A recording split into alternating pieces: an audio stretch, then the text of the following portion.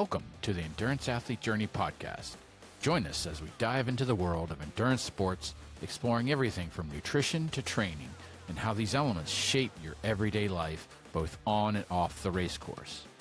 Hosted by Coach Justin, certified run and triathlon coach and owner of Tabula Rasa Racing, along with Coach Katie, a registered dietitian specializing in sports nutrition and owner of Fuel to Run.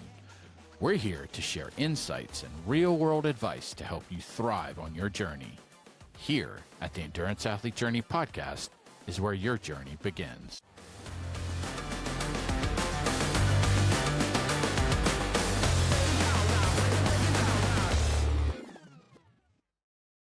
Hey everybody, Katie here from Fuel to Run.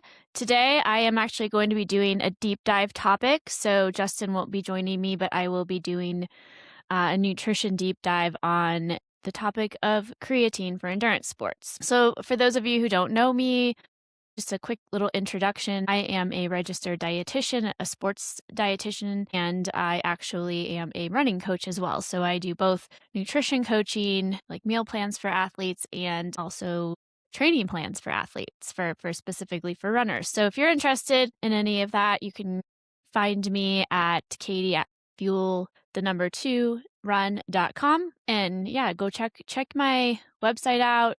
My Instagram is the.running.dietitian. So that is where you can find me on Instagram. But feel free to check out some more about me there.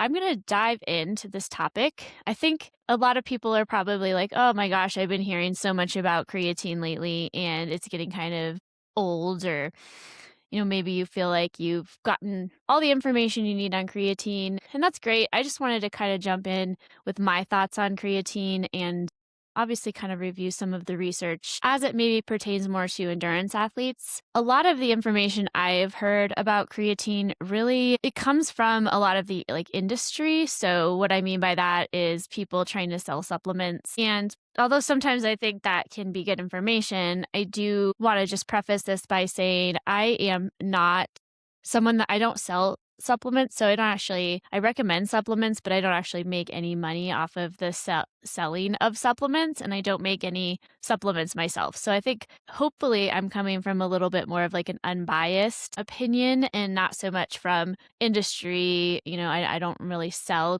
creatine supplements. So that's one thing to keep in mind when you're kind of listening to content online is, where is the information coming from? What is their intent? Are they trying to encourage you to have creatine because they sell it? Or is it, because it really is so powerful and it works so well? So that's one thing to kind of keep in mind. And so hopefully today I will be really pointing out some of the benefits and maybe some of the myths and some of the other things surrounding creatine, and that helps you kind of be better informed and also maybe decide whether or not you want to take it. Because, like any supplement, and I'll get into this a little more, it's not magic. So it has some benefits for sure, but no supplement is going to replace like healthy diet or even fueling properly for exercise. And no supplement is going to replace a proper training plan. So if you don't have the basics, maybe you're not even really sleeping that well, you're not training like you should, you're not eating like you should, creatine isn't going to really do a whole lot for you because you're not already doing those foundational things. So I think that's something to really put out there, is that this is any supplement you're going to be taking is really going to be something that you're doing on top of or after you've already implemented all those like basic fundamental things. Then you sort of maybe would add on something like creatine to see the benefits. Otherwise, I think it's just a waste of your money. So let's just start there. This topic on creatine is really only for those people who are like, okay, I've got all these foundational things down. I'm eating really well. I'm fueling properly. I have my training plans on point. Now I'm going to add this on. So that's the first thing I want to say. So, but I do think there's some benefits. So let's kind of dive into that, and we'll talk about some of the myths and the things surrounding creatine as well, and how it maybe could potentially have a benefit for endurance athletes. So let's just talk really quickly. What is creatine and how does it work in the body? So it is actually like naturally found in the body. We get creatine from certain foods that we eat, and so we actually get it from the diet. The problem is we only get a certain amount of it even if we eat, tons of meat, and I'll talk about where it comes from. But it's actually produced from certain amino acids. So arginine, glycine, and methionine are the 3 amino acids that make up creatine. Creatine is made, by the body. We get it through diet. Like I mentioned, it stores, basically the way it works is it stores a high energy phosphate groups in the form of phosphocreatine, and so this phosphocreatine is then donating these groups to ADP. So these phosphate groups are donated to ADP to regenerate ATP. So if you can remember from biology years ago, I think most people kind of have that basic, like, oh yeah, ATP is kind of energy in our cells. Essentially, creatine is kind of helping regenerate that energy to create more ATP. So that's a really helpful thing. And ATP is the primary energy carrier in the body. So it is. It's something really important. And it's really relevant mostly during times of like really high energy demand. So think of like those really intense workouts like track sprints, high intensity, like strength training, like doing something very intense for a very short period of time. That's kind of where this is probably the most beneficial, and we'll dive into the research in a minute, but that's really what creatine seems to be the most helpful for. It can improve glycogen synthesis in muscle and maybe anaerobic, or it does improve anaerobic capacity. So the creatine, so I guess the way I would kind of just summarize that is that it's really just helps produce that quick energy for the body when we're really doing something intense, to really regenerate that ATP so we can continue, maybe do an extra rep in the gym, or like do a little bit faster on the track if we're doing something like a track workout. A little bit of that intensity gets you a little bit more, get the capacity to do a little bit more work, which is great. That's helpful, especially when we're trying to make gains in the gym, or we're trying to improve our sprint performance, or get a little bit faster. So creatine is actually naturally found in meat and fish. So it's not found in any plant sources, at least not in any quantity that's going to be substantial. So it's really meat and fish. And in order to get like the same amount of creatine that you would get through like supplementation on a daily basis eating meat, you would have to eat like, I don't know, a couple pounds of meat a day, if not a little bit more, depending on your body size. So that's a lot of meat. So I really wouldn't kind of advise that, because it comes with a lot of calories, and then you're kind of like maybe not eating enough of the other nutrients. And so getting it through the diet is probably going to be hard if you want to get the same amounts as you would through supplementation. The other thing is, if you're thinking, oh, well, if you're getting it through meat and fish, what about our vegetarian and vegan, athletes? Well, that's kind of where I think creatine might be really helpful, is for those. It's helpful maybe for anyone to supplement, but definitely for someone who's maybe not getting enough through diet, like someone who may be vegetarian or vegan. So there might be some benefit there for those individuals who are not consuming meat or fish or any animal products at all. So I think supplementation in that case might be beneficial, just to kind of make sure that you have enough of that, because creatine is something that is going to be helpful. But so what do we know? What do we know about creatine? Like, what is the research showing us? And I just want to preface this by saying there is so much out there on creatine. Like, this is one of the most researched supplements out there. And so in that case, when we're talking about safety, and when I go into pros and cons, we can talk a little bit more about it. But really, it's one of the safest supplements that you can take. I'm just saying that out because the research shows that. There really isn't a lot of adverse effects of creatine. There is some myths out there. I'm going to dive into that a little bit, but it's a very safe supplement. And I'm talking about creatine monohydrate here. So that's probably the form that it's researched the most.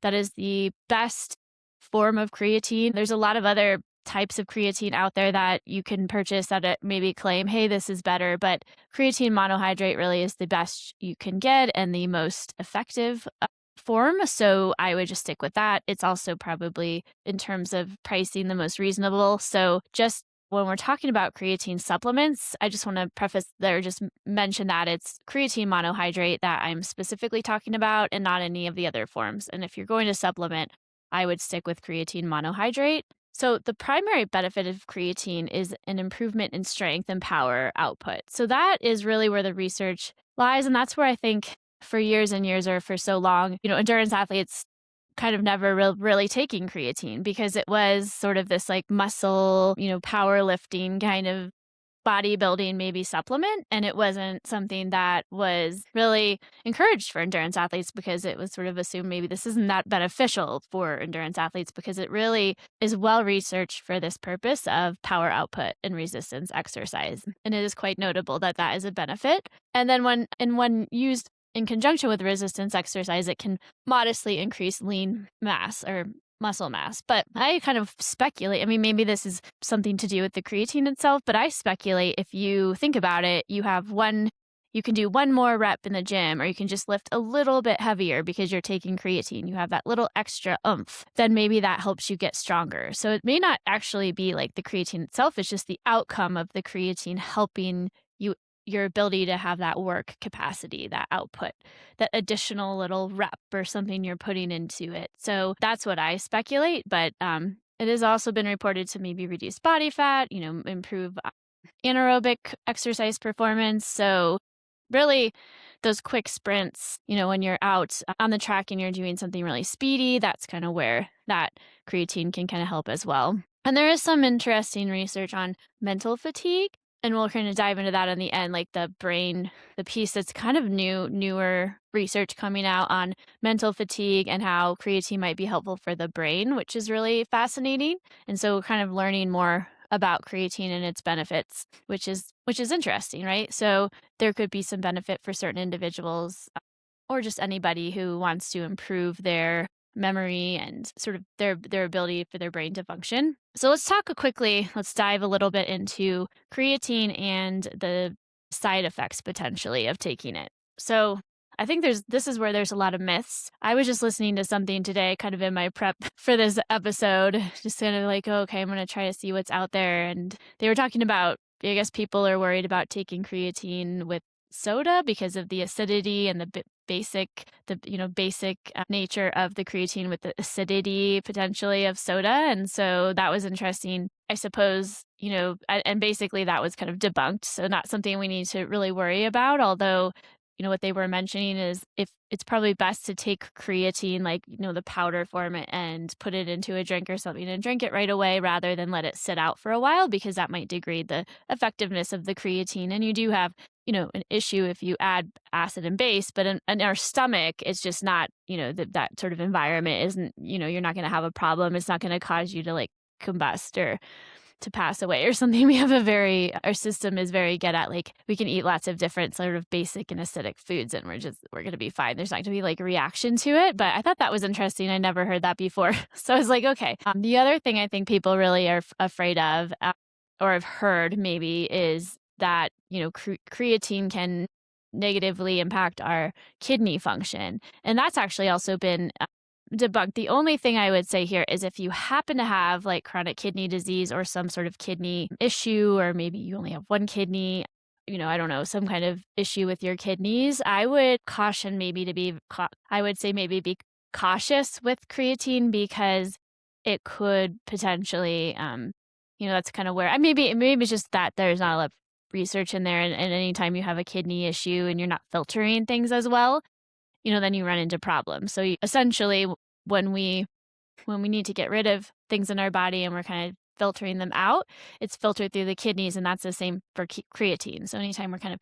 filtering things out of our system, they kind of are filtered, detox through the kidneys and the liver, and the kidneys do process, extra creatine in excess or, the byproduct of creatine. And so then it can potentially, for someone who already has compromised kidney function, that's kind of where a concern might be. But if your kidneys are healthy, you have a healthy liver, I would say, there really isn't any downside to it. The one thing is it can increase markers of creatinine. And so sometimes if you get a blood test and you see your creatinine is just a little bit up, and that can also happen when we're exercising heavily anyways. I mean, that's a kind of a marker of protein breakdown too. Creatine and creatinine are a little different. So this is just a marker of sometimes they use for kidney function, but it can be higher anyways in athletes. And it can sometimes be a little bit higher in people who are taking creatine, but that's not necessarily a negative thing as long as there's other things we look at for kidney function like BUN, blood urea nitrogen, glomerular filtration rate or GFR, and our liver enzymes and things like that. If those all look good, then I wouldn't worry about it. Of course, this is why it's always helpful to kind of, if you're an athlete or taking supplements or just in general getting blood work once in a while just to check these things, make sure. You know, so might be something to consider if you're taking creatine, but in general, I think you should be getting like a basic metabolic panel and, that includes kidney function, liver function anyway. So just doing that once a year, twice a year might be a good idea. But that's the only thing. I mean, I hear that sometimes that, this fear of like kidney or liver function, which for any healthy individual really isn't concerning. And the research is showing that. The other thing might be, the other thing I kind of hear a lot of is like water retention. So that is true when we, along with creatine, when we take in creatine, it's stored, so kind of is stored with water essentially. It's kind of like glycogen is the same way. When we store glycogen, we store a little bit of waters. It that's why when somebody goes on like a really low carb diet and they are, their glycogen stores are getting depleted, they can sometimes lose like 10 pounds just from water weight, so it's something similar to that. We do retain a little bit of water with our, when we actually are like upping our creatine stores in our muscle. And so, it's likely around 2 to 4 pounds. So I think that could be a concern for potentially a weight, an athlete who has to get on the scale, like a fighter or somebody who, bodybuilder or something where they're going to have to get on the scale and be weighed. And so that might be an issue. I know endurance athletes are so concerned about their weight, but this is truly like water retention. So it's not going to have a huge impact. I suppose that if you have a little bit more weight, obviously that's more to carry with you during an endurance event. So if that's something you think is going to impact you negatively, that's always something to keep in mind. So it's not usually always permanent. So I don't think this is something I would be particularly worried about unless it was a sport in which you had to get weighed in or something. And sometimes larger doses of creatine, so if you take like 20 grams all at once, for instance, can have some issues for gastrointestinal distress or diarrhea. So I guess my suggestion is don't take a whole bunch all at once, So if you're gonna take a preloaded or something, you would wanna sort of spread that into maybe 5-gram increments throughout the day, and that should really help. And I'll talk a little bit about my own. I've taken creatine kind of on and off, and I'll talk a little bit more about my own experience with it. But yeah, I wouldn't worry too much about that. But, some people might be more susceptible to GI issues than others. So that's always something to kind of keep in mind is if you take it and you're like, "Whoa, this is causing some issues for me," then maybe you'll back off on the dose or it just won't work for you. But that's not necessarily like a health consequence. It's more of just a annoyance, but usually like most supplements, it might actually over time, you just kind of get used to it. Hopefully those GI effects will go away.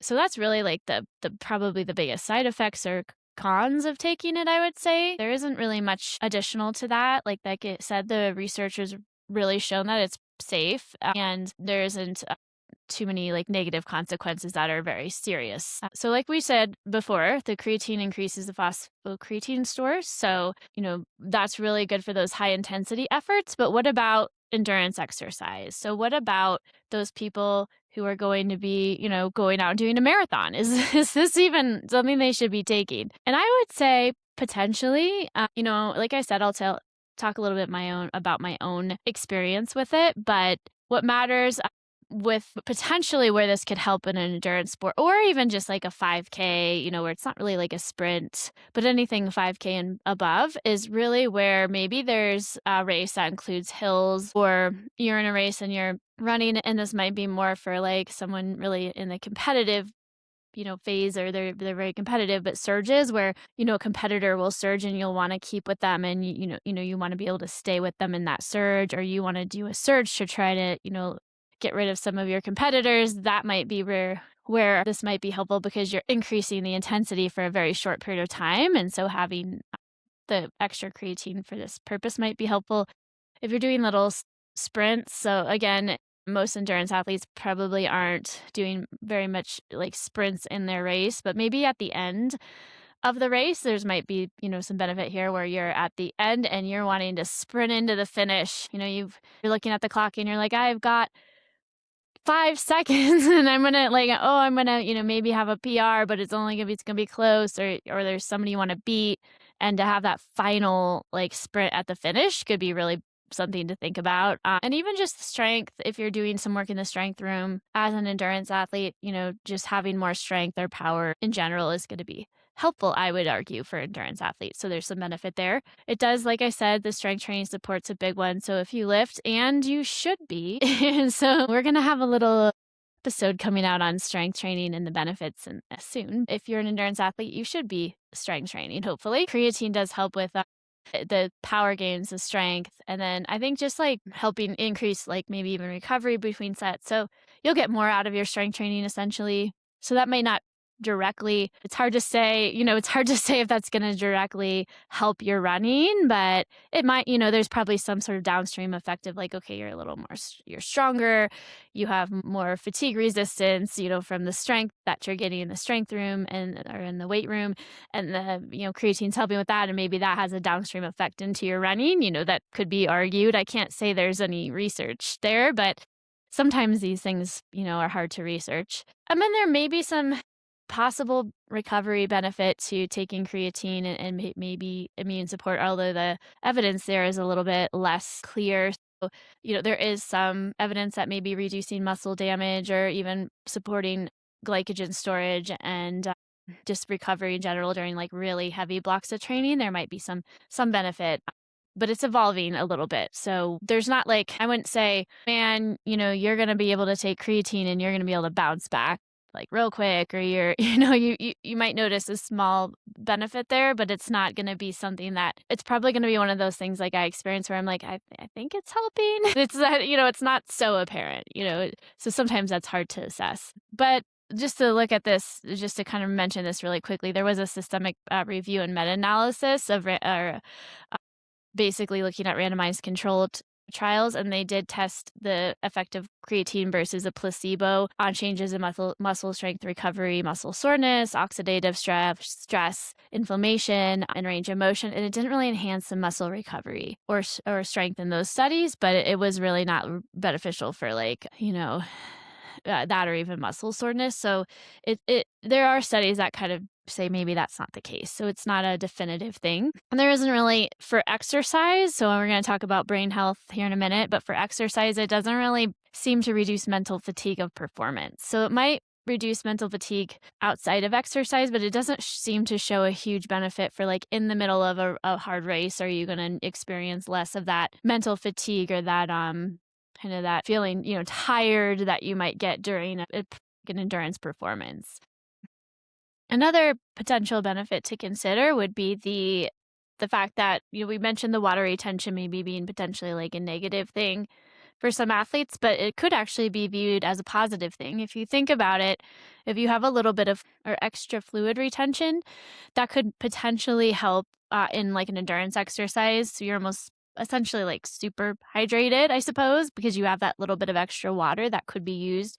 But I think where it's really promising is maybe in heat training, where you have a hot environment or a hot race, and there could be some benefit to that extra water retention that you get from creatine in helping reduce the heat stress or helping the athlete be able to tolerate the heat better. So that is really interesting, thought promising. I think maybe need a little more research on, creatine as it relates to heat training or exercising in the heat, but that could be a potential benefit that would be worth considering if you're going to be, if you're training the heat a lot or you have a race that's going to be in a hot environment. So I wanted to make sure to mention that as well. And there really is no benefit in general for steady aerobic paces. So you're not going to get a huge benefit taking creatine if you're kind of doing a really steady long run or you're racing, but you're just I'm kind of just trying to go the same pace the whole time. I'm not really going to cover surges. I'm not doing this competitively in that way. I'm not really planning to do a huge sprint at the finish. If you're just I'm just going to be steady aerobic pace for my races, this creatine's really not going to benefit that, at all. So keeping that in mind, that there's kind of maybe some side benefits of taking it that could potentially help, but it's not like the creatine itself is going to really, it doesn't really improve VO2 max. It won't improve your lactate threshold. And it's not going to do that any improvement for your long, steady endurance output. So it doesn't have benefits in that way. And so it's just keeping that in mind, So for an endurance athlete, it's really maybe some of those side benefits of, especially if you are doing like some high intensity work, like track work and or strength training, that's where the benefit comes in. If you aren't doing any of those things and you're just taking it, but all of your, which hopefully this isn't the case, but all of your work is in that sort of steady state, zone 2 output, then you're probably not going to get any benefit from creatine or very little in terms of helping with your aerobic, your endurance capacity. So I hope that kind of makes sense. I do want to maybe just talk a little bit about my own experience with creatine, and then I'm going to dive into like how it could potentially benefit the brain just real quick, because that's not necessarily, is like I said, it won't really help with physical performance, maybe, but this is more like cognitive brain performance outside of sport. So I'm going to dive into that last. But I wanted to talk about my own experience because I've always kind of experimented with various things. As long as the supplement I'm taking, I make sure that there is some research behind the supplements I'm taking. I try to be very cautious about where I get my supplements. So I just want to, like, the supplement could be safe. Like, we know creatine is pretty safe, but what we always want to make sure where we're getting it from is safe. So I'll talk about that in a minute. But we also want to ask, is it effective? It could be, I mean, we could be taking a supplement that's safe, but it's maybe it's not effective. And then what's the point? One thing you want to look at when you're looking for like safety is that it's been third party tested, whatever your supplement you're getting. So if you're getting it from a supplement company, just make sure that they've gone through the process of third party testing. The best for sport would probably be NSF for safety for sport, or tested for sport, so that you're actually knowing, okay, it doesn't have any of these things that I could potentially get drug tested for. Now, I know not all of us are getting drug tested, but if you're taking something and you don't want to take something that has something in it that's going to have a negative side effect anyways, right? So making sure you're taking some from a company that maybe has that NSF certification or some sort of third party certification. Basically, that just means that company's had someone come in and test, or they come in and they test the product and make sure it has what it has in it. It doesn't have any other additional ingredients that aren't disclosed. Whatever it says it has, and it's safe. It doesn't test for how efficacious it is, or how if it actually works. So you could have, you could be taking 1,000,000 supplements that have NSF certification. At least they're going to be safe, or they have what they say they have in it, but they maybe don't do anything for you. So just because of that certification doesn't mean this is a great product, it's going to do something for me. It's just to make sure it's safe. So if you're going to be, taking creatine, I would definitely look for that. And so my personal experience, I have been taking creatine kind of on and off for a while, mostly on. I know there are a lot of protocols out there. Sometimes people will do cyclical, creatine, where they'll take it for 3 months and then stop. I mean, I don't know if, I mean, that's fine. I don't have the capacity to plan that much, and I don't know if there's any real research that coming off of it and then restarting it again is, going to have any additional benefit. Maybe I would say what I would suggest is, some people will do like a preload of creatine. And so, some people do like 20 grams a day for, 5 to 7 days or so, where I would definitely spread that out into smaller increments throughout the day to avoid GI distress. You can do that if you want to load the muscles quickly.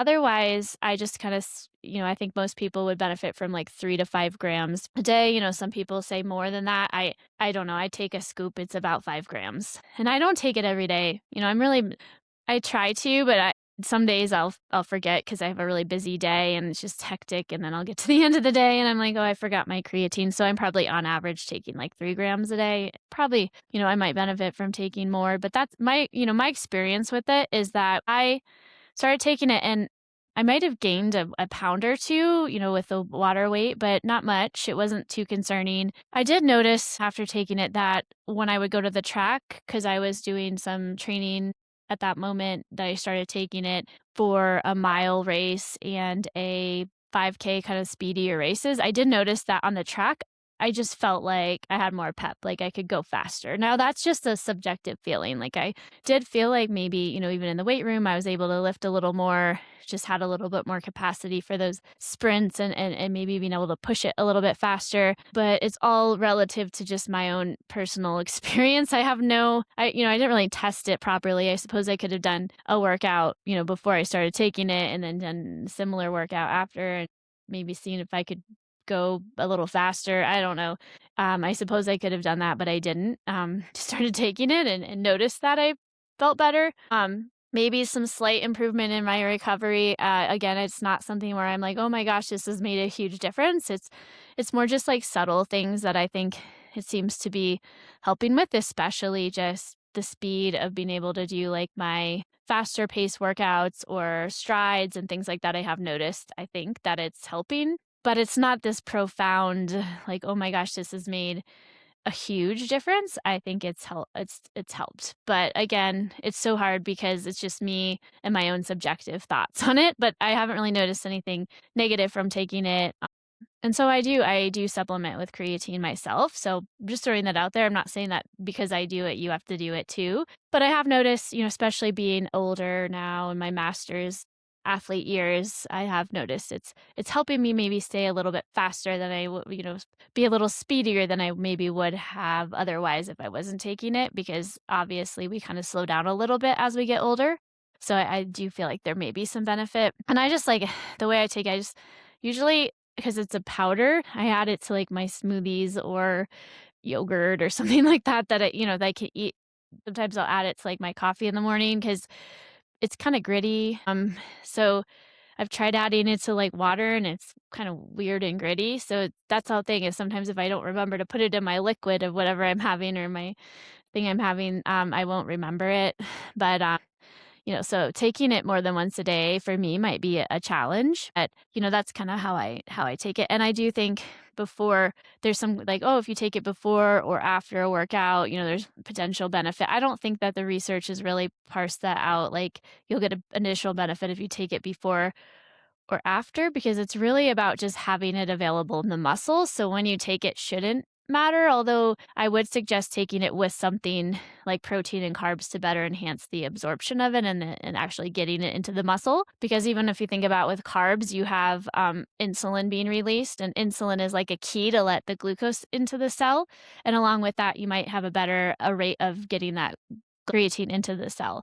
Taking it with protein and carb is probably a good idea. So I personally take it after workouts, usually because I'm already eating something like a smoothie or shake. It's just easy to add. I don't like it when I have to get too much in the weeds with like, oh, I got to time this at this time. And, I already have, we all have busy lives. So having to like time it at a certain time sometimes gets complicated, and I don't want to overcomplicate people's lives. So just take it whenever you're able to, and you'll still get that benefit. I was actually going to dive into a little more of the research on brain. So this is kind of outside of the endurance benefit, but I do want to talk about the creatine in the brain a little bit because there's some really interesting emerging research on this. What we do know is that after our muscles, their brain is one of the highest consumers of energy in the body. The brain is kind of always churning, right? 24/7. Our muscles maybe get a break sometimes when we're sleeping or we're not moving. Our brain is always working. It uses about 20% of our calories. So so what I'm trying to say here is a very energy demanding part of our body. Like we really need our brain and we need to function optimally. But sometimes when we are maybe under heavy cognitive load or we are lacking of sleep or there's just something really happening that there's a lot of load on our brain for some reason, we're having a really mentally demanding thing that we're doing, or maybe we haven't slept that well, that can have a really negative effect on our brain. There is some research that having adequate creatine stores in the brain can allow for maybe improving some of the cognitive performance.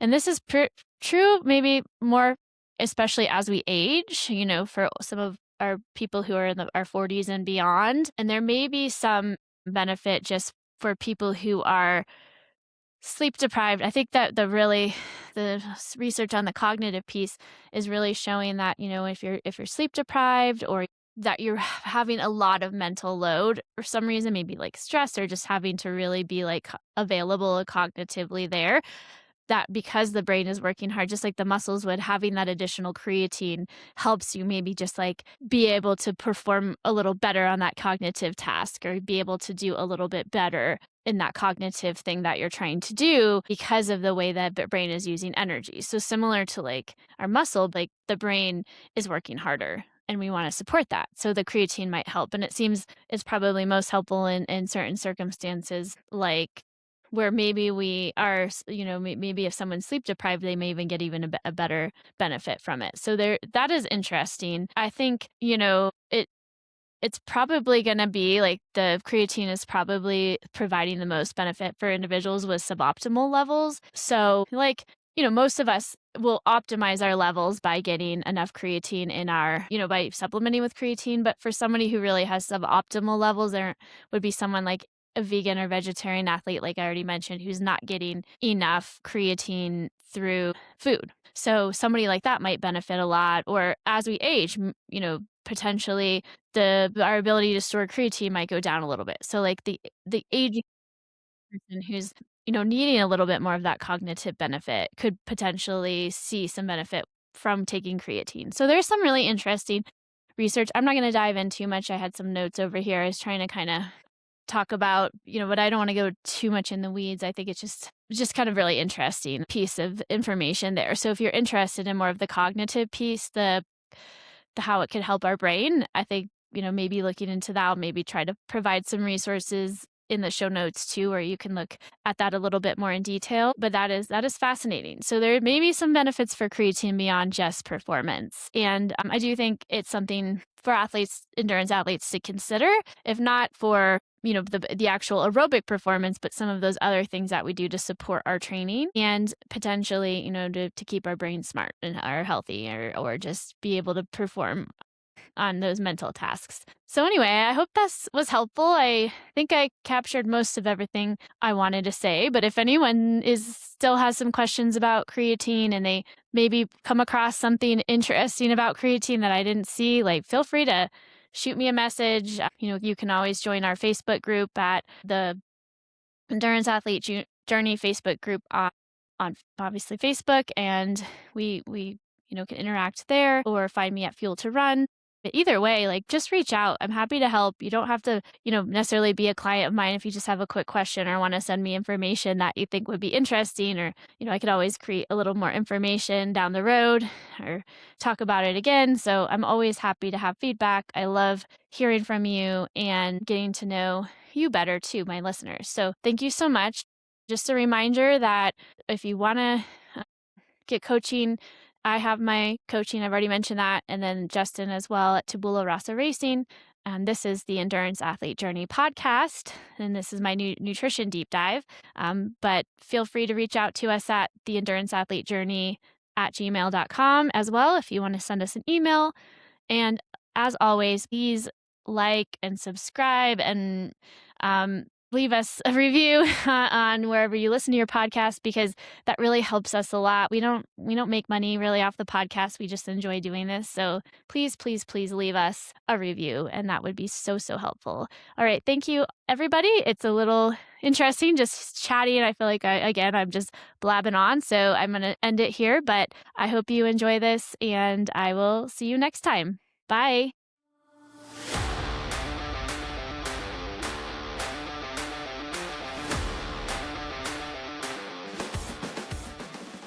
That wraps up today's episode of the Endurance Athlete Journey podcast. Endurance sports have a way of teaching us patience, humility, and resilience, lessons that carry far beyond the workout. Progress in endurance sports doesn't come from shortcuts. It comes from consistency, discipline, and doing the work when it's not glamorous.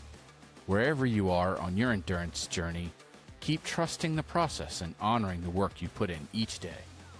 If today's episode resonated, please subscribe, leave a review, and share it with someone to help on their endurance journey. Don't forget to join the conversation on our social sites to help build and foster a community where we all learn and support one another. We'll be back with more stories and insights from Coach Justin and Katie. Until then, visit the podcast website at theenduranceathletejourney.buzzsprout.com for more episodes from the Endurance Athlete Journey podcast. Have questions or comments about the podcast?